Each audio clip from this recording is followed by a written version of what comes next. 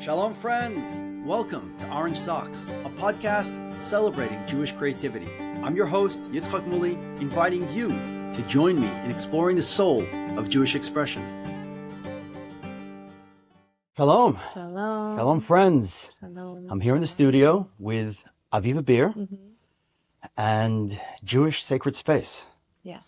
So this is special for me because this is me reaching out of my comfort zone.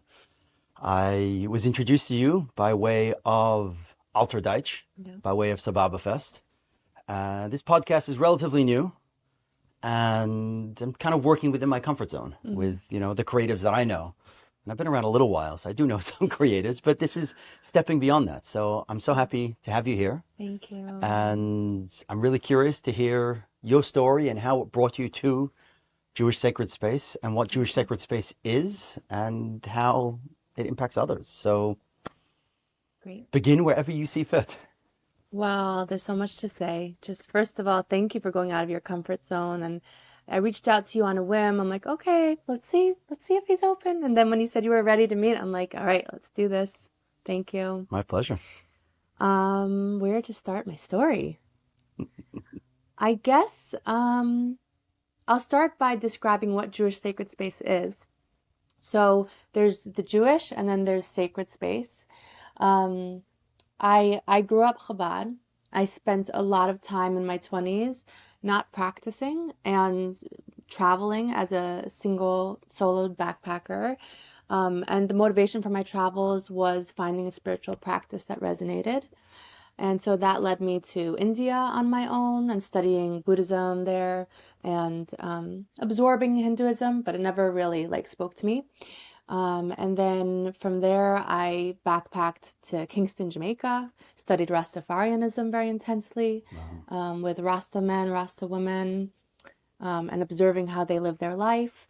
And from there, I went back to Brooklyn and kind of found a person who really studies Native Americanism and shamanism. And so then absorbed that for many, many years and didn't really ever expect to come back to practicing Judaism. Well, yeah.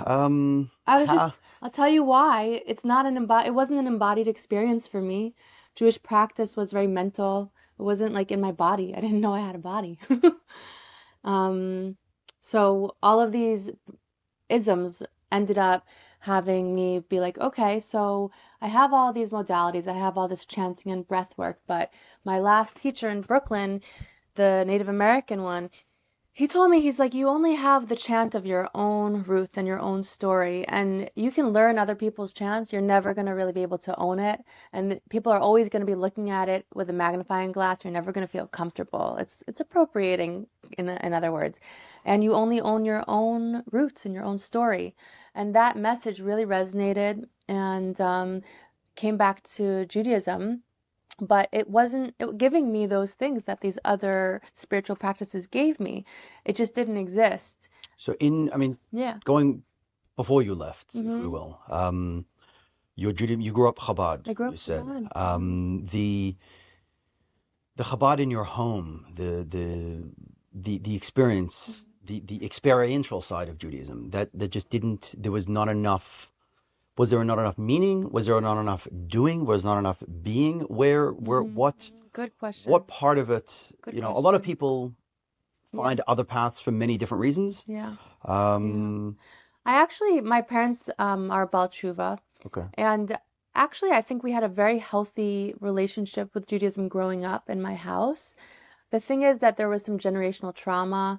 My mother was born in a DP camp. Oh, wow. And there was a heaviness in my environment that was just there always, Sure. like a dense black cloud that circulated in our sphere.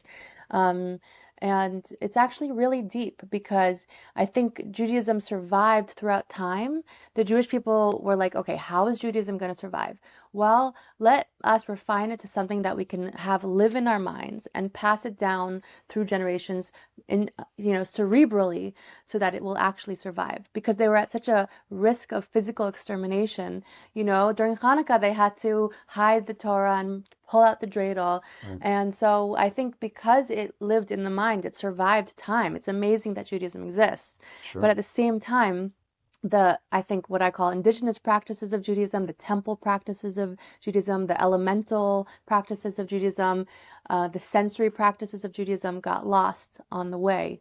So if we think about the Beis Hamikdash, it was actually very sensory, like the ketores just itself, Sure. the smoke, and who knows what was in the smoke, and how that was affecting people, and the slaughtering and the animals.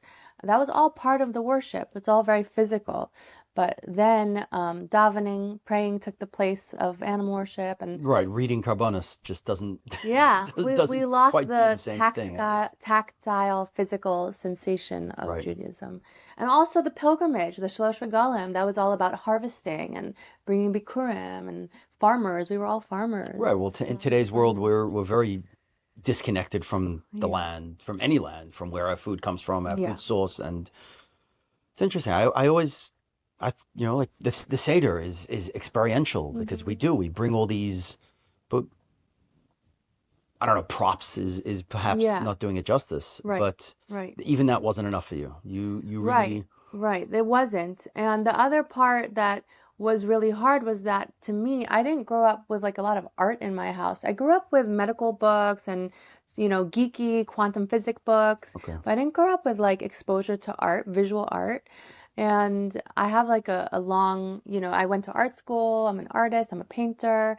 But all of that's in the spirit. An artist has a rebellious spirit. They're counterculture. They want to wake people up. And so even if my home in Sharon, Massachusetts, where I grew up, was actually pretty healthy in relationship to Judaism, at 14 years old, I was like, Mommy, Tati, I want to go to New York City by myself, go to Brooklyn, go to Crown Heights, go to Beis Rivka.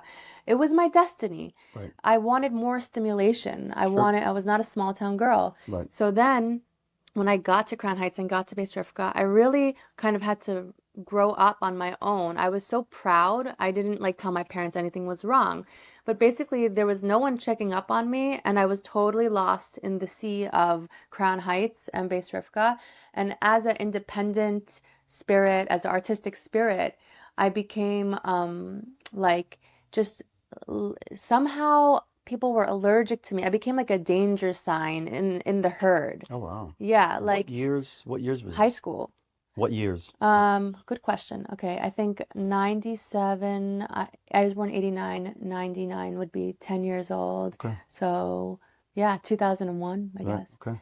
So I never understood. I'm like, why can't I just fit in? Because everyone really wants at their core to be accepted in community. 100%. Absolutely. And it was so hurtful to not be accepted, and I didn't understand why I wasn't being accepted. And at that time, there were no creative spaces in Crown Heights. Today, there's a lot more. 10 years later, 15 years later, it's the whole other world. And even 10 years before that, when I was a child in Crown Heights, again, this is my mother's crowd, but my mother is a Balas Tshuva, Right. and I went along for the journey. But there was a whole crew of all these Bali Tshuva, but it's our parents' age, not Right, our age. exactly. So it'd be harder for you as a Beis Rivka girl to tap into these other And not only that, generational Not Bali only Tshuva. that, I think a lot of them had to divorce themselves from their creativity and becoming from. And I've seen it over and over from that same era. People that were poets and then stopped making poetry and became from. People that were dancers, people that were singers, and they felt that they had to divorce that part of themselves in order to live a religious life. So that is like almost the general accepted narrative. My experience, and maybe I'm blessed for it as a result of it. But I mean, I remember like Yitzchok Biton. He very much embodied his music after his Frumkeit. Right. Meir Buchasera, that was like a spot where people gathered. Yeah. So there definitely, I know, Bali Tshuva who, drew a line in the sand and almost wanted to appear like everyone else and wanted their kids to appear like everyone else. Right. And then there were others who, True. I think like my True. mother, that there was a healthy, they True. were able to have this healthy balance Totally. and Yeah. embody their creativity in together with their Judaism. But it's very much, Yeah. it's No, very I much a hear you. struggle for them and for us. Children of Bali Tshuva, that's a whole, Right. that's a Exactly. No, whole I'm so world. good to It see that. is. It really, really is. It really, really is. Well, I just want to say one other thing about that is that visual art is its own dangerous territory because it's in the Sarasa Dipros, right? Like not to have and not to worship imagery. Everyone knows Judaism is first and foremost a non-iconic religion. Right. So I feel like song somehow carried through all of the years of persecution. Right. But there was always like some issues with visual Jewish representation. So that's just an extra layer. So what, in terms of your creativity, what Yeah. was your, what form of creativity did you lean towards at that stage in your life When I before was your a travels or whenever? I developed this really wild performance piece called Fish Tish. Some people might know about it. I channeled a mime, Charlie Chaplin-esque Hasidic rabbi, an ancestor, and just frolicked around. He didn't want to talk. He just wanted to sing Nigunim and just be in the vibration of Nigunim. So that's what I did, and I assembled an amazing crew of people that came and performed with me. Ricky Rose was one of them. Shmuley Blazovsky was another one of them. And we just tapped into like Yiddish energy, Jewish energy, and I frolicked around as this Hasidic rabbi. So it's both music as well as performance art. Yeah, yeah. But really, painting was even before that. Um, I have two kids now, and I wonder about my journey with painting because it's so solitary and takes so much focus. Right. So I'm slowly getting back in touch with the painting. Yeah, but Yeah, painting's hard while traveling, that's for sure. I mean, painting music, yeah, I mean, you're talking about the difference of, the Jewish culture and the Jewish history. Music is a lot more transportable and a lot, exactly, you can exactly. much easier to carry with you Yeah. than painting, canvas, Hmm. visual arts in whatever form. Yeah, I think it's a big part of why there's a strong lineage with song, with With Jewish song, song. right? Yeah, yeah. So it's very powerful going back to what the Native American Yeah, the shaman shaman said, said to yeah. you that, sorry, gotta go back to your roots. You gotta go Yeah. back to your own song, your own, what did he describe it as? Yeah, your own story. You can Your, only sing your own you song. can only sing your own song. Hmm. So was that empowering? Was that disempowering? Like, what kind of, you had spent so much time looking elsewhere Yeah. and he's telling you, you gotta go back home. It was kind of dreadful. I was like, oh no, I was hoping to run away from that forever. But true healing does involve having some resolution with one's roots, I think. I think there's no, I'm wary of somebody who just completely dissociates from their roots. It just kind of freaks me out a little bit. Right. There's like a closure, there's a full circle, especially with Chabad Jewish roots. They're so deep. There was so much that was passed down to me. It was, you know, it's so different than living a secular life, worlds apart. Right. So, but there was dread when he said that because there was still some generational trauma that had to be resolved. So I went to a backpack to Berlin and for the art and also just to Germany and went and visited Sachsenhausen, which was a camp over there, and also looked at a lot of Holocaust art, got absorbed in a lot of Holocaust art, and I realized that like I didn't actually go through the Holocaust in this lifetime. And believe it or not, that was an epiphany for me because the That feelings, you did not. yeah, yeah, the feelings that I carried from being very, very young was that I somehow went through the Holocaust. And I realized like I didn't, not in this lifetime, probably in a last lifetime, but in this lifetime, I did not go through the Holocaust. It's crazy So it that that was was an epiphany, it right? was your mother's trauma Yeah, and not yours, and exactly. therefore you could. Therefore, that was just a layer to realize like I didn't actually go through it. Right. And then the art and the fish tish was the next level of tackling generational trauma because I realized how am I going to resolve this heaviness? And I asked my mother, I'm like, how do I get through this? I don't know even why I asked her, but I did. And she said somehow through humor. Like Jewish people have always used humor to laugh out the trauma. Right. Because really, trauma is about emotions getting stuck in our body. If you look at children, they didn't yet develop, oh, let me store this. They laugh and they laugh it through, and they cry and they cry it through. And the second later, they're laughing again. The emotions just move through them, and that's a healed state, is letting your emotions, feeling them and letting them move through you.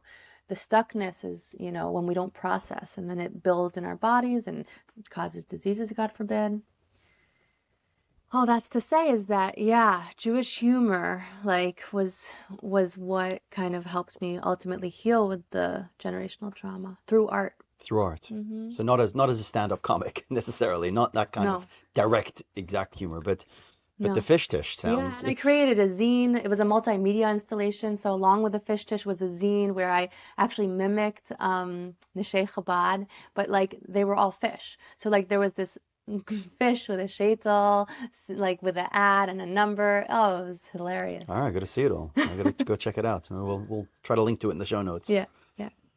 So again, I'm going back again to Jewish this. sacred space. This no, well, the shaman who sent you back home. So Mhm. at first First there there was was dread resistance. and resistance, and ultimately I realized he was absolutely right. And there wasn't really a space that was dedicated to journey work through a Jewish framework. Um, and so I had to make it. I had to make it. And that coincided with me meeting my husband in journey space, by the way. So describe Mhm. what is Journey Space? Journey space it can be used. There's so many different ways to get to journey space. It can be plant medicine, but it could also be sound healing. It could be just basically place that's dedicated towards altered consciousness. Deep meditation can get you to journey space. Journaling can get you to journey space. For us, it was plant medicine that where we met, and we got married and very shortly after started doing this work together, Jewish Sacred Space. So it's using my skill sets with breathwork and meditation. And he has 2 decades of Jewish music experience. He's an incredibly gifted musician and singer. So it's about tapping into the Jewish frequency that's held in the niggin and using it to find our bodies and activate our bodies, find spaciousness in our bodies, find our breath, find our heart, guide our heart to opening, finding our alignment, and through a Jewish lens. We, I think that I was kind of like a sacrifice in that a lot of people aren't able to go study all these different religions, nor should their soul be immersed. Hashem pulled me back. Pulled me back, but you know, maybe everyone goes and they don't fully get pulled back, and it's a big risk. So I've retrieved what I needed to retrieve for everyone now to package it in So a you kosher kind of feel way. like you did that journey to bring back I think so. whatever, I know I did. right, I know I did. that again that you couldn't find in Judaism on its own, Yeah. but it does align with Judaism. It does. Yeah. And, my spiel about Avodah Zarah is that Avodah Zarah means foreign worship. I think if people just recognize that they have such a deep desire for worship, it's in human nature, it's planted in us, such a deep desire for worship.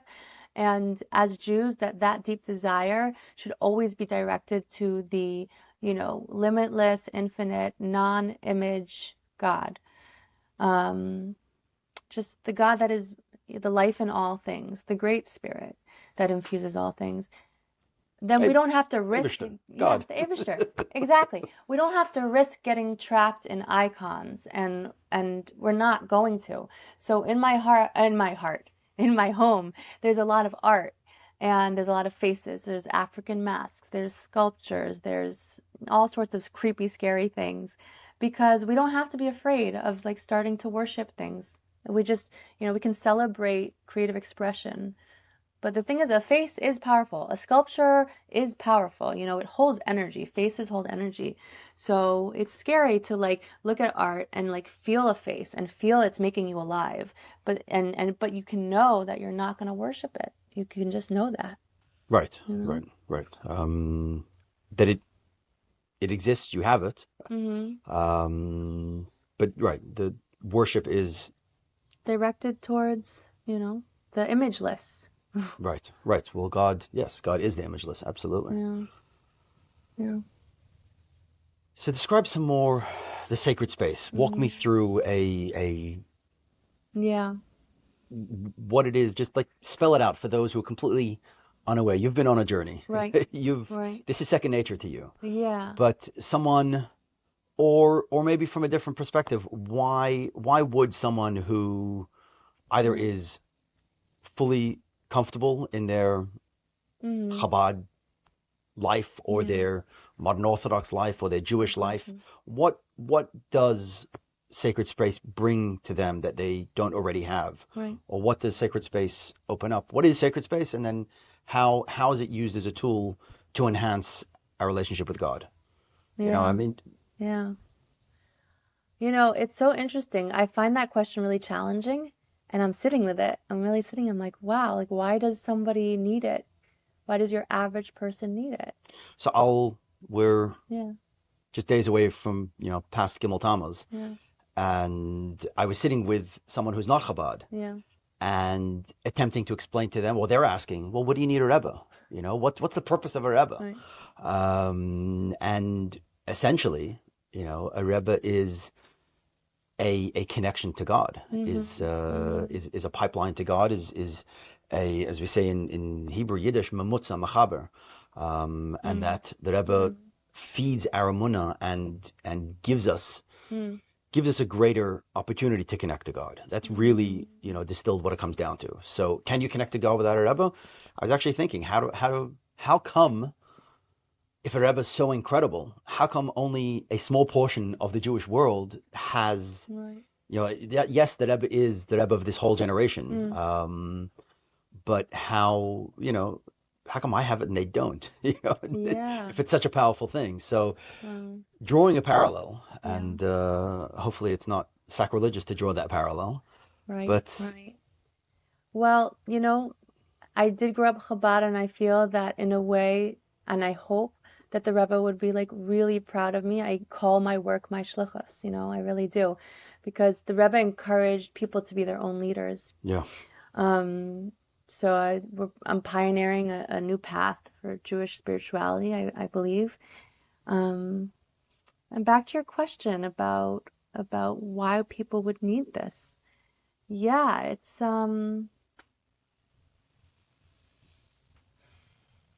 I don't think everyone does, honestly. Like, I'm not here to convince everyone that they need it. I think it's why I needed it is, I'm not trying to put you on the spot. yeah, I'm trying to understand. yeah, Honestly, I don't. I've seen like videos of some of your work. yeah, I haven't attended yeah, any of your sessions or any other yeah. sacred space sessions. I'm just Mhm. trying to wrap my head around it. I think I'm Right. open-minded, and I think definitely trying to be. here's my So I'm answer. just Yeah, trying to get an yeah, understanding and then get how right. would this benefit me? How Yeah, would I, as the Baal Shem Tov says, everything that we see and experience helps us in our Avodas Hashem, helps right, us in our service of God. right. So I'm curious. Yeah, like for me, I feel like life is full of a lot of suffering and tragedy and loss and grief, and it's just such a, yeah, there's pain. There's pain in life. And I came to the conclusion that if life is just about this pain, like it's just not worth living. Um, but then I came to another conclusion following that if life is so full of this much pain, then in order for me to feel that it's worth living, it has to have like zelu umazeh of joy and aliveness. Yes. So I've been like obsessed with aliveness and feeling alive as my priority. Otherwise, life's not worth it. So that's the start. And I think about Avram Avinu, who actually I was named after Avram, but then I was a woman, so I became Aviva. But Avram's days were rich, his days were full. And I want to feel that. I want to feel like my days are rich. I'm not just getting by, I'm not just surviving, but I'm like really thriving and in deep joy every day. I'm connected to myself. I'm connected to my community. I'm connected to God, and just this is Mashiach. This is my version of Mashiach, like living a life that's really wholesome and light and filled with light. So, like, is Jewish sacred space for everyone? Well, how much do you want to just get by, or how much do you want to invite like real deep aliveness into your everyday? And the breath is the secret key, because nishama and nishima are the same shoresh. So by learning how to Neshama is soul. Exactly, yes. And For the layman. We'll spread it all out. And nishima is breath. is breath. So by engaging with our breath and learning to be conscious of our breath, we're inviting more soul into our life, more of our own soul into our life. So who doesn't want that? Who is that not a need for?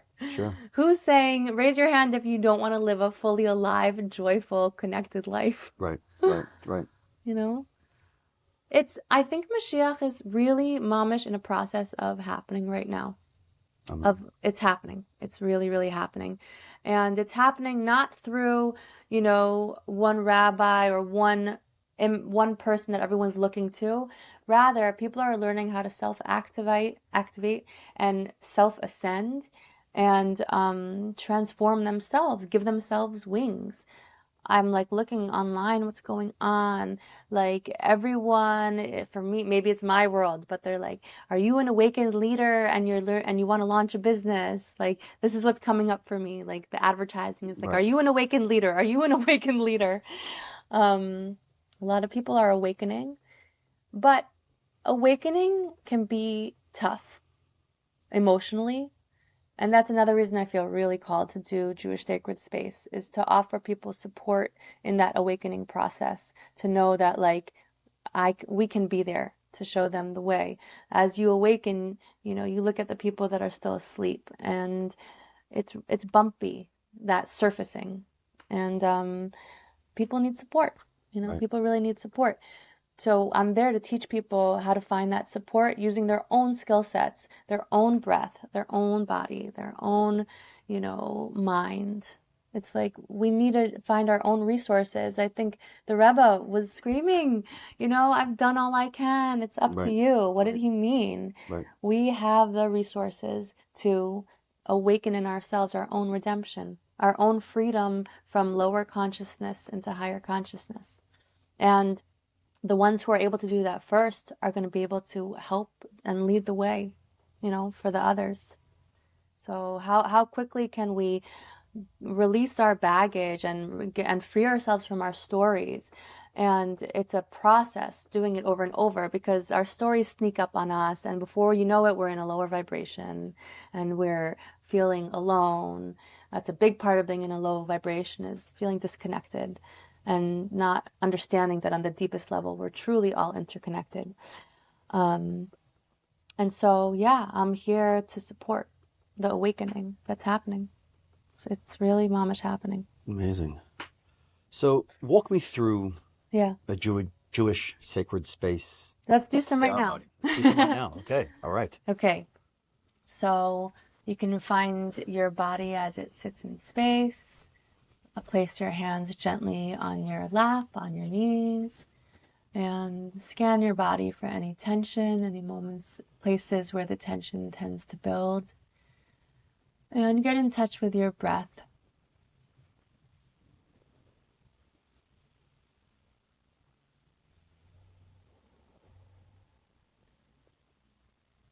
Notice where you're breathing, if you can bring it down into your belly.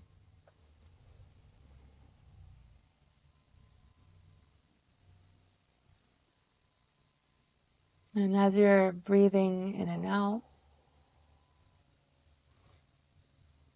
think about expanding your in-breath, inviting more and more fresh air in with each in-breath.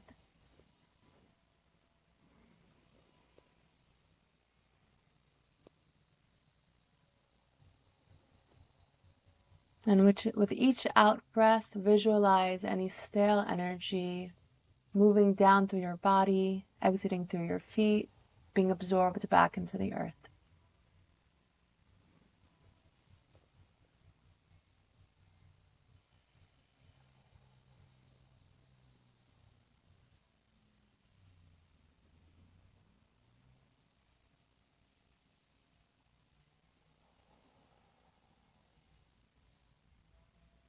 And your eyes are closed, so you can really let the belly hang.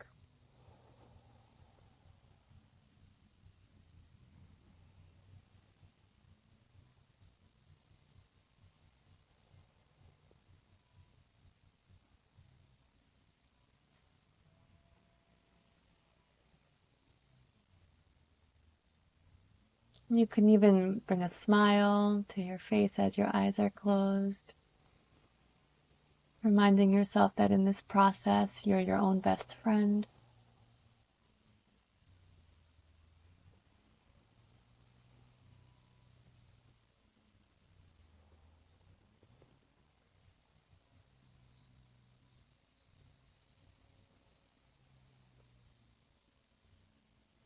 So your breath is your anchor.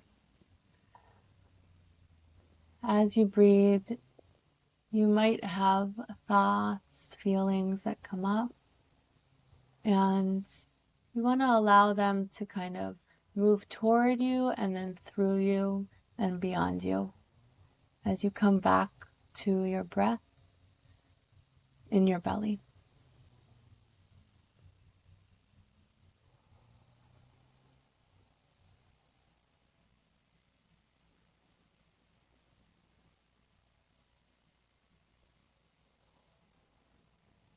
You might hear noises. You can just label it as a noise and allow it to process as a noise. I'm hearing a noise. And then it moves beyond you and you come back to your breathing body.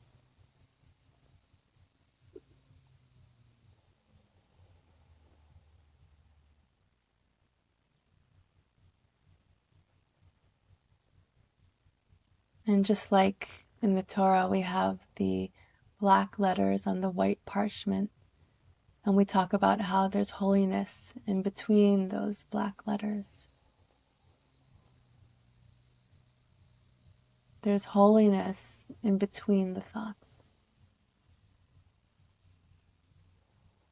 That's where our pure consciousness resides.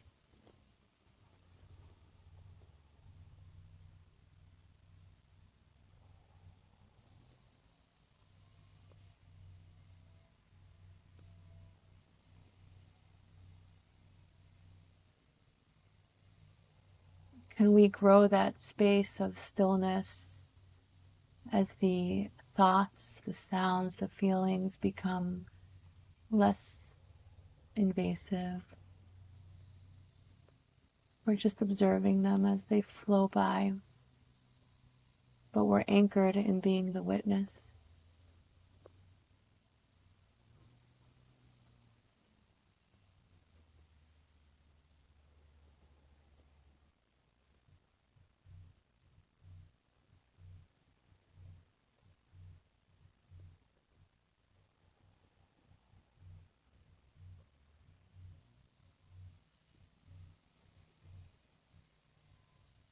And as many times as we fall off the beam of light of pure consciousness, the practice is in simply returning without any story of shame or judgment. We just come back into our breath, into our body.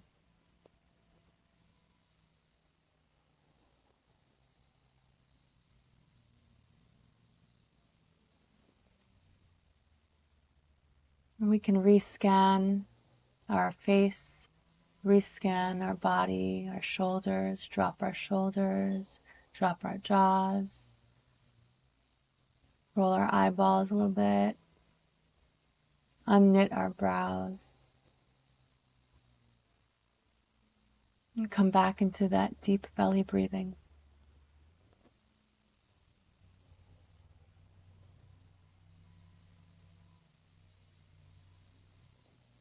God describes himself as Ekya Asher Ekya. I am that which is becoming. We can access God by being fully present in our bodies and in our breath.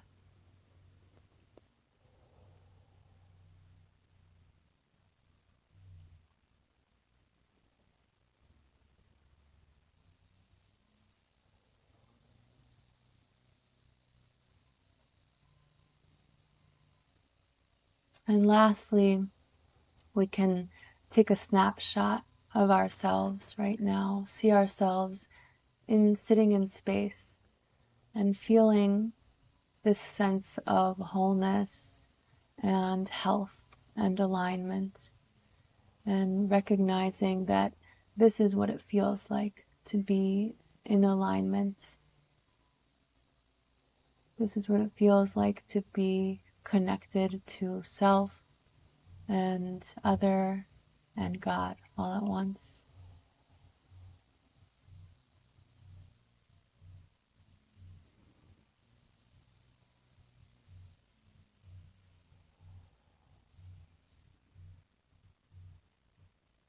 And when you're ready, you can open your eyes.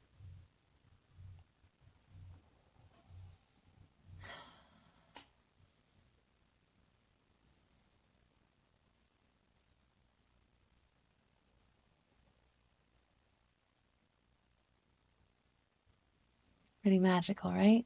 Oh, I got lost there.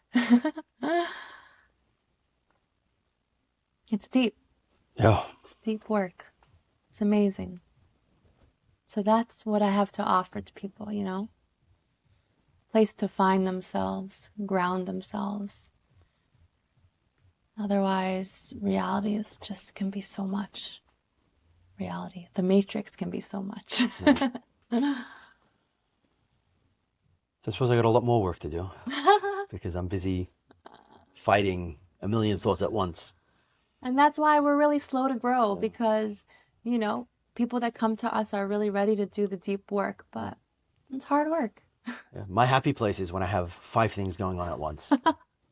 Like literally 5 projects and I'm juggling. Well, you know, the If I'm doing shoemakers, just one, then it's, I'm the same. I'm the you same. know, I get bored and frustrated that, Totally. you know, like, But you yeah, can develop so, this meditative yeah, state so, while you're doing 5 things. That's the cool. Then you feel like you're a real wizard because you're totally zen and yet you're managing everything. It's right, like right, this, but the shoemaker's shoes go shoeless, you know. yes, So I'm also like you. I'm very like actually like masculine energy, productive, and like masterminding a lot happening at once. So I'm not like there. Like I lose my deep breath and get into shallow breathing all the time. right, right, The shallow breathing is the fight flight response. So you can notice that you're breathing shallow and then realize from there, oh, I'm in a fight or flight response.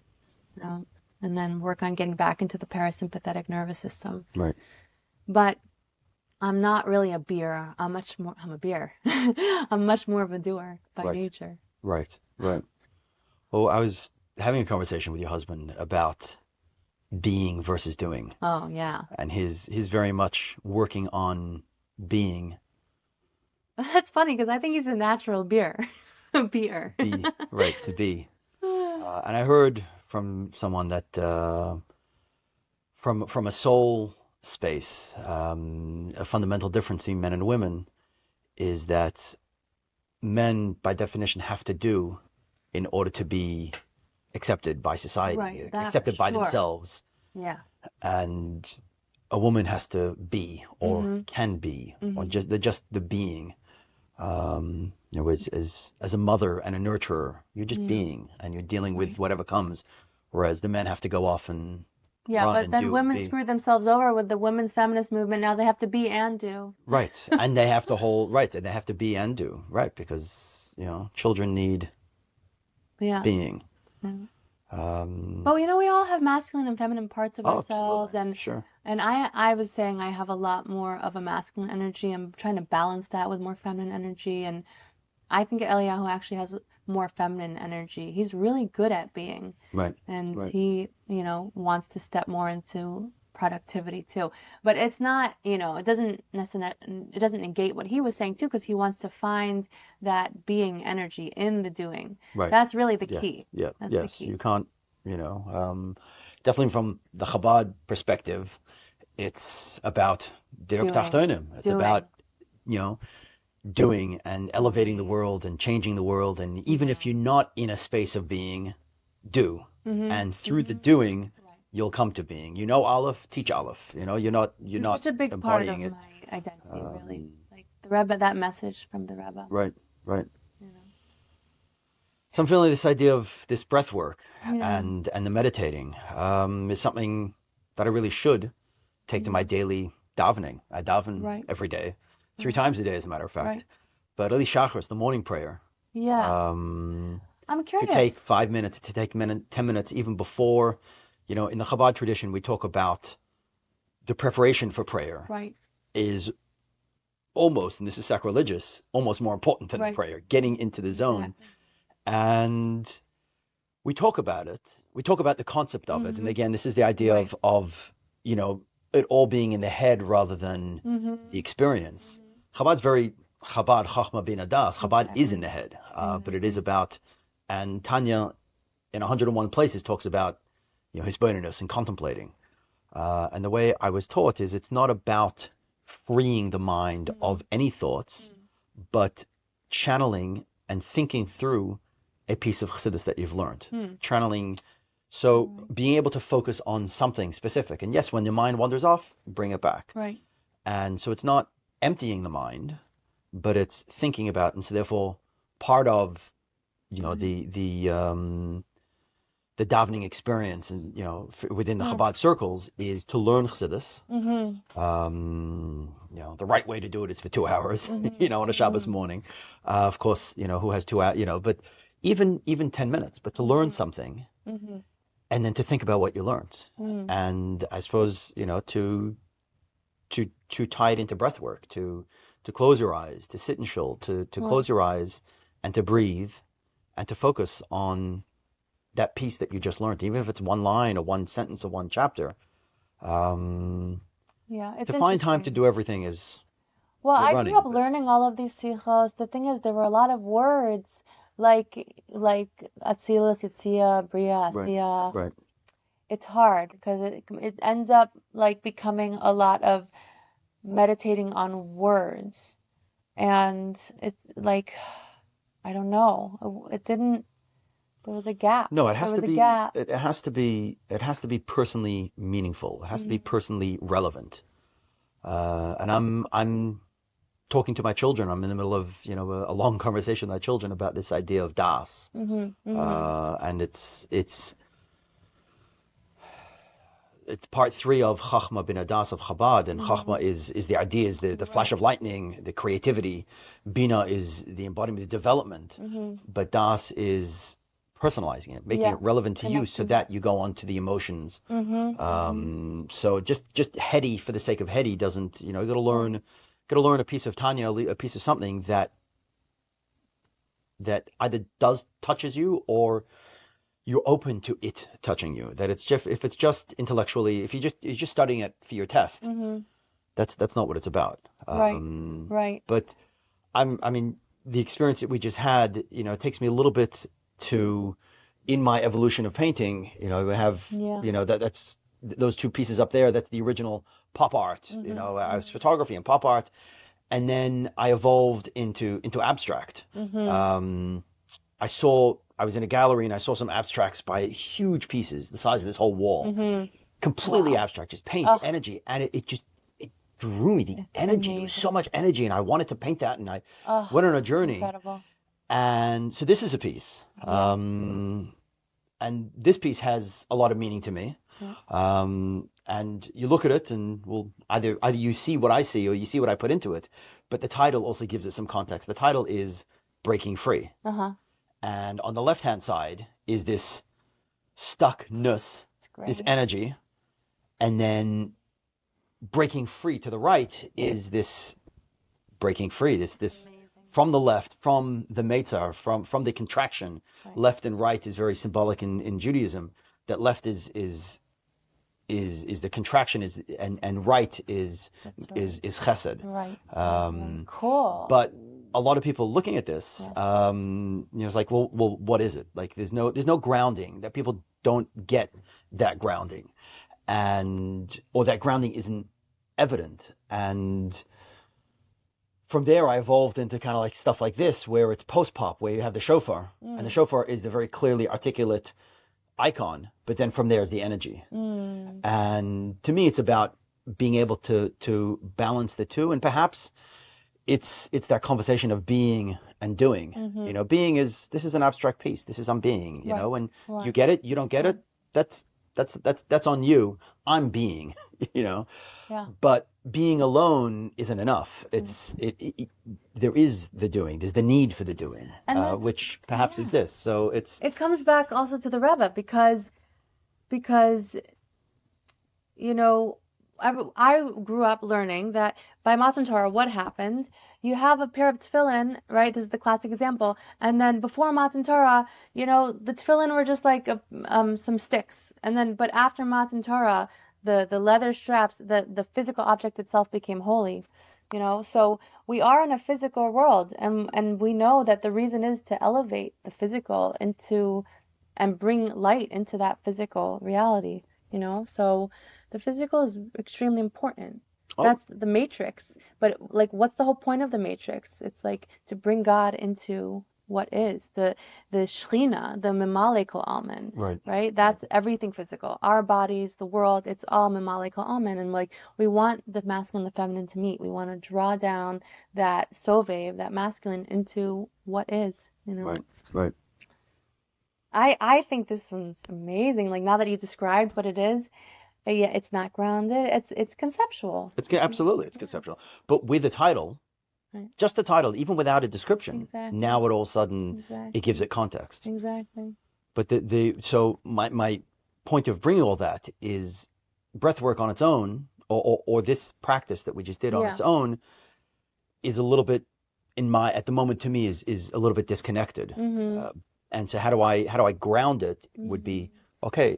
In preparation for davening. Okay, could I do this on a good day? Perhaps I can't do it every day. From your life. It's connected from my current, how to disconnected from life, and also disconnected from my Judaic practice. How is this my Judaic practice? So yes, if this is the grounding before my daily prayer, if I could learn for 10 minutes and then breathe for 10 minutes and think about it for 10 minutes, focus on it.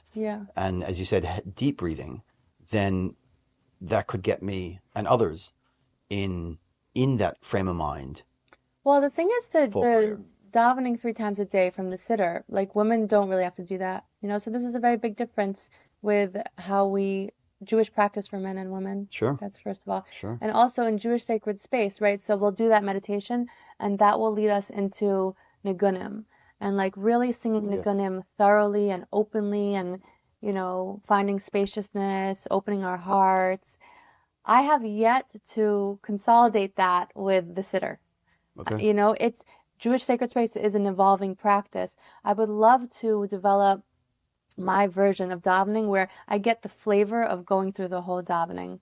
It's like there's a reason for the order, you know, there's the Karbanos, there's the, right? And then you end with the Shemona Esrei. Like, it's a cycle. Right. And I've yet to convert Jewish sacred space into that arc, although maybe that's like the next thing to offer to people. Right. But even if you, for the lack of a better word, cherry pick, and you find one tefillah. Exactly. No, even the chorus, like, you know. Right. The Baruch She'amar, and then the Shema, and then the Shemona Esrei, and Right. And I mean the whole, you know, from Baruch Shema to Yishtabach is the praises of God. Right. So, you know, to bring music into any one of those potentially. Yeah. Like daily practice. We have our Thursday night, and we, you know, really transcend and get into the Jewish frequency, but like bringing that to each person's day, I think, is what I want also, because I want more aliveness in my day. I don't want to just wait for Thursday nights. Right. And on Shabbos, do you have a Shabbos space? Does your husband lead a Shabbos experience, a shul of sorts, or a prayer we have our ceremony own of shul sorts? in our living room, and you know, it's open to all different ages, so people bring their kids, and we somehow make it work. We are a very meditative space, but people have kids. We're Jewish also. We got kids. So it's like, finding the right way to have this container be available for the people that want to tap in, and then the kids can entertain themselves and it can all work. Because if you just take out elders, you take out kids, what type of community do you have? Just Sure, a bunch of sure. middle-aged meditators, boring. No life there. You got to have the kids. And the kids Right, are right. life. Kids Them are alive. screaming and shouting. They got It's their life. pure energy. Absolutely. So it's been challenging because I know that people that come to us really are looking to meditate and ground, but I have my own little Irish twins to run after. And we're in like our startup moments. Eventually we'll be able to just get things a lot more, get the support we need. What's your goal? What's your vision? Yeah, What's the Mashiach space for your sacred space? What's not perfection, but yeah. what are you aiming towards? Well, right now we are servicing the ultra-Orthodox Muncie community. We get a lot of people that are like grew up Hasidish, are Hasidish, have Hasidish homes, but don't feel connected to their community and the spiritual practice. It's not doing enough for them. And yet they're not secular. They grew up Hasidish. They have a totally esoteric, Kabbalistic worldview. They don't belong in a secular environment. And they're in no man's land. They're like, where am I? So you come to Casa Somati and learn about this new way where there's no shame. You're, unconditional. I say it's judgment-free and loveful zone, which is very important to me. Very, very important to me that it's judgment-free and loveful. So that's where we're servicing now. But really, Jewish sacred space is also universal, and I don't even know if it's for just Jewish people. It's for Or LaGoyim, for other nations to understand the Jewish frequency and to tap into the Jewish frequency. So, I see me and my husband traveling the world. I Okay, really do. amazing. And I see myself becoming a really powerful influencer, which has its shadow. If your most private moments in your day, suddenly you have a camera and you're filming Right, it, right. I'm scared of that. Sure. I'm scared of technology having that space in my private life. But I really have a lot to say. And so I think that's what's going to happen. I think we'll continue with servicing the Muncie community. People come to us and say, we can't film any of it because it would expose them. Sure. So that means we're doing something really powerful because people are coming and they're like, please, like, I want to be here. I need to be here, but like, I can't be filmed. I can't be Sure. exposed. Um, there's we have people that are, people are talking about what we're doing, put it that way. Okay. Not everything everyone has to say is good. And we're stirring things up but Hashem is protecting us because we're in the light and we're doing good work. So yeah, I think the question is at what point Hashem now wants us to be servicing the ultra Orthodox community in this way, supporting them. But at some point, we're going to step into more international work and also interfaith work. I don't want to say interfaith because it's not about us connecting to other faiths. Right. It's about inviting other people into the Jewish faith. Right, right. Into the practice. Yeah, yeah, Amazing. yeah. Amazing, amazing, amazing. Is there anything else you want to say about the integration of music? Your husband playing,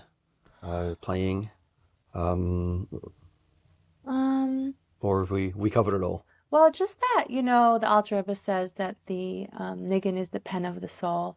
So when people come and they are joining us in these niggunim, really they're getting to know their own souls. And this is something that Chana Raskin from Raza Circle shared with us when I participated in Raza Circle. She's a good friend of mine.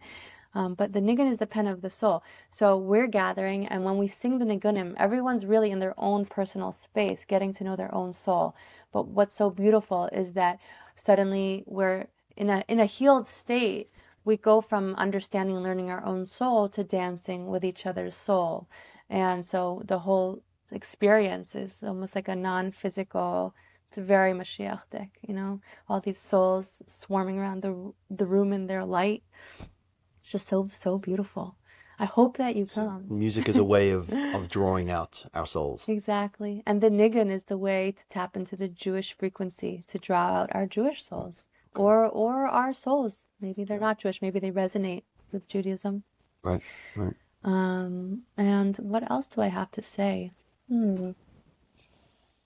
Just that, we're hitting up Chevra, my favorite shul. My shul that held me when I was really deep in the darkness, journeying, had no clue what my spiritual path was. It was a very painful time for me.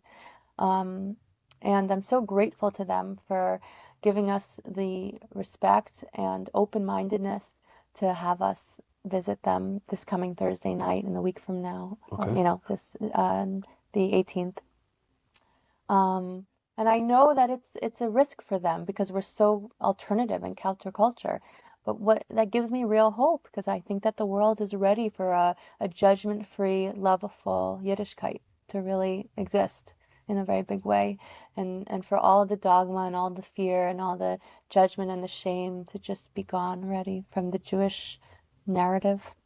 Amen. Amen. Yeah. Amen. So we end these Orange Socks podcast with a question. Yes. And the question is, what advice do you have for young creatives to find their orange socks, to find their way, to find their expression, so that they potentially don't have to go off on a 20-year journey and study Buddhism and who knows what other nourishkeit. I think to get in more and more touch with your own energy instead of, it's important as a creative to look what's out there, look what's out there, look what's out there. But ultimately, the creative work I think happens in a cave when you feel that no one's looking and no one's watching, and you're just free to express yourself. And you're free to connect with your inner child. That to me is how creativity really functions for me. As a child, I didn't really feel like I could be a fully child. I felt like I had to take care of my parents emotionally for different reasons. I didn't ever have that. I know my husband also felt like he never could really be a child and be free, and we're yearning to come back to that free place. So that really comes down to like shutting off the rest of the world and finding that quiet space to get familiar with one's own energy. And from there, the creativity will flow. And it's just a practice of not getting in your own way as you express yourself, not judging yourself as you express yourself, because you're going to encounter your shadow over and over and over saying, you're a fraud, you're a fake, you don't know what you're doing, this doesn't look good. And all of those voices, you come back to, but I'm here and I'm going to bulldoze through this and I'm going to make something great. And if it's not going to come through me, it's going to come through someone else. And I want this chus, the merit of something great coming through me. And that's the practice. Amen. Amen. All right. Aviva, thank you for coming. Yeah. Thank you very much. Thank you so much. It's been such a pleasure. Now we have Eliyahu Beer, formerly known as Eli, maybe known as Eli, with the music of Sacred Space. Hello, everybody. Hello, friends. And Jewish Sacred Space is something that my wife and I have. We want this Jewishness to be more conscious. We want it to be more embodied. I hope you could feel it in the song that I'm about to sing. Let's go right into it. There's a second. Okay, Go. Your floor's yours.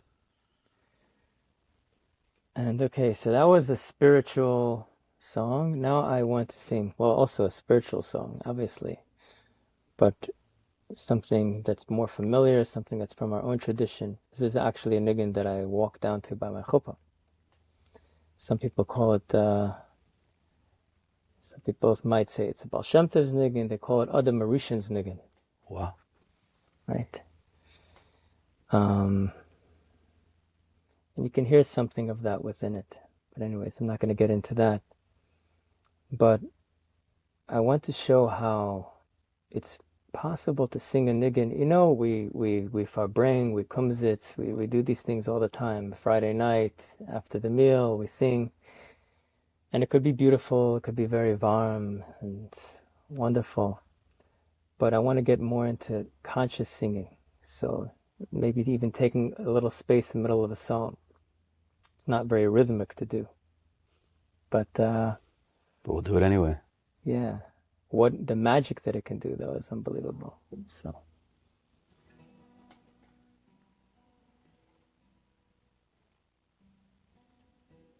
Da, da, da, ma, ma,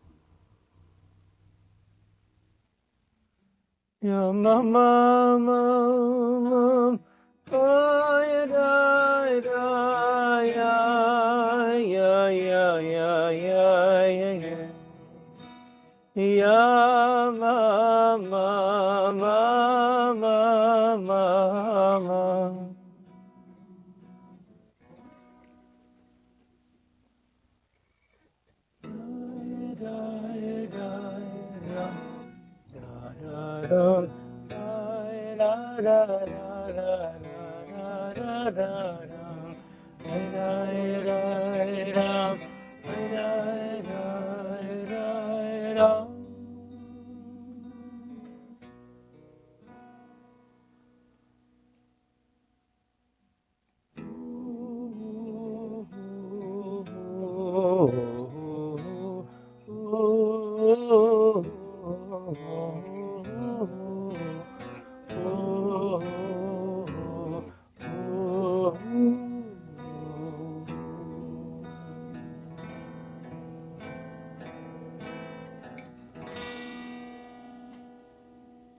Thank you. Thank you, Eliyahu. היום נעשה משהו בלתי נשכח